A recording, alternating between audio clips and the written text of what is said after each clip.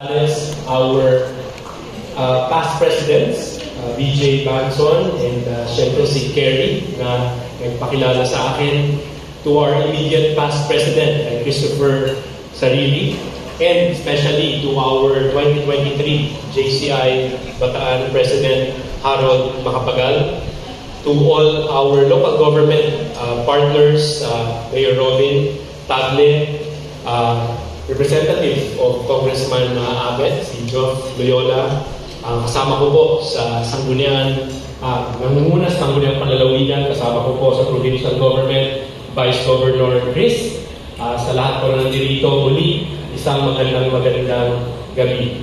Noong pong January 11 ay 266 founding anniversary ng probinsya ng Bataan. At bahagi po ng aking mensahe ng araw na yun sa aming mga kababayan.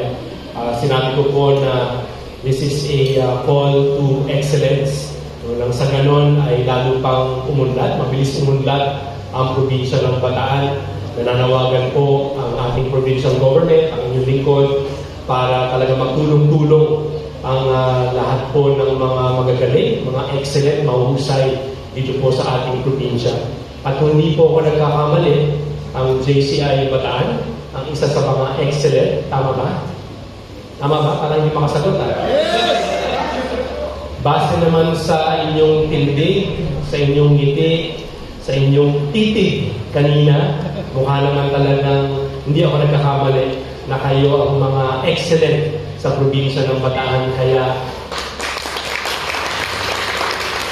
Kaya ito po ay panawagan para po sa inyong lahat, para tumulong sa ating provincial government, to all our local government units, mga bayan at ang City of Balanga.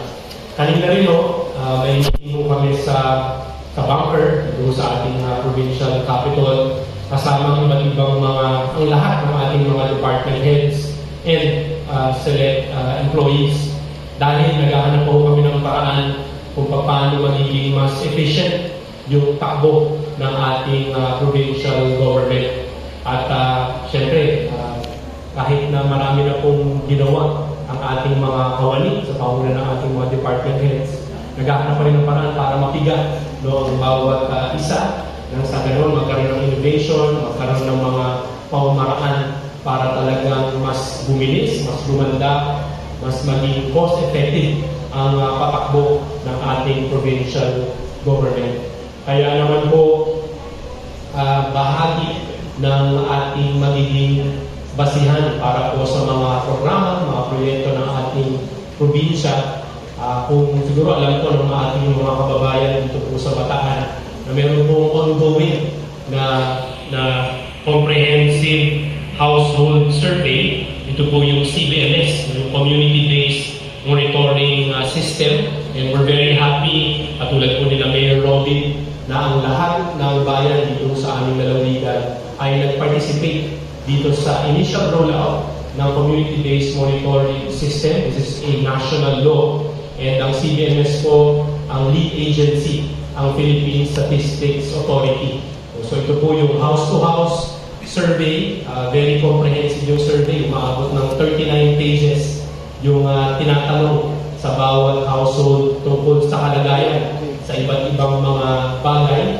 At base sa makukuha natin informasyon, datos dito sa CBMS, hopefully ito po yung maging basihan ng maraming desisyon na kinakailangan po natin gawin, at lalo na kung paano natin ma-improve yung lahat ng mga services, lahat ng mga programs natin para sa ating mga kababayan. At siguro pinakamahalaga na ma-address ito pong ng ating provincial government, lalo na sa paggamit nito pong CBMS